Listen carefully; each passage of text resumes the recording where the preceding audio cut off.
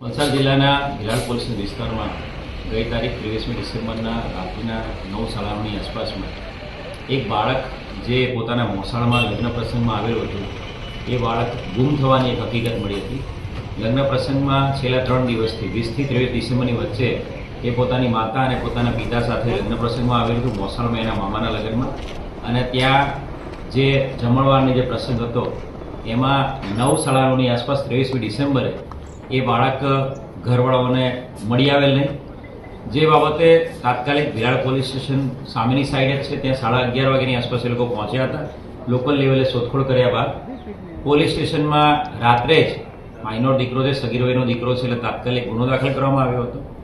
અને છેલ્લા 2 દિવસથી crime branch, SOG, Vapi town, Vapi GIDC અને ડુંગરા પોલીસ સ્ટેશનની ટીમો ભિલાડ પોલીસ સ્ટેશનની ટીમ સાથે સતત મદદમાં હતી, સતત સંપર્કમાં હતી. અલગ અલગ જે વિસ્તાર છે ગુલશનનગર ભિલાડનો, ત્યાં આખા એરિયામાં થરલી સર્ચ એન્ડ કોમ્બિંગ કરવામાં આવ્યું હતું. તમામ અવાવરૂ પ્લેસીસ પર ચેક કરવામાં આવ્યા હતા. તમામ રેલવે સ્ટેશન, તમામ બસ સ્ટેશનના સીસીટીવી ફૂટેજીસ ચેક કરવામાં આવ્યા હતા. સાથે સાથે વાપીના અલગ અલગ ઇમરાનનગર, ભડકમોરા એ વિસ્તારોમાં પણ અને વાપી રેલવે સ્ટેશન પર પણ search operation, CCTV camera search અને કોમ્બિંગ કરવામાં આવ્યું હતું. આજે એક સફળતા આમાં મળી છે.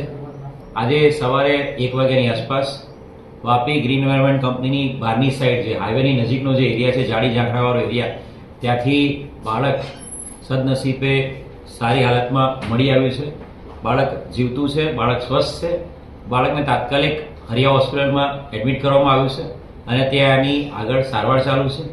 બાળક કયા સંજોગોમાં ગુમ થયું હતું અને બાળક કોની સાથે ગયું હતું, આ તમામ દિશામાં હાલ પોલીસ તપાસ કરી રહી છે. અને બાળક જ્યારે બોલી શકવા માટે અને પોલીસ સાથે પૂછપરછ કરવા માટે એની હેલ્થ બરોબર હશે ત્યારે ડૉક્ટર સાહેબની મંજૂરી આધારે એ બાળકની ચાઇલ્ડ વેલફેર ઓફિસર અને મહિલા અધિકારીની હાજરીમાં, એના માતા પિતાની હાજરીમાં પૂછપરછ કરવામાં આવશે અને વધુ આગળની કાર્યવાહી હાથ ધરવામાં આવશે. Thank you.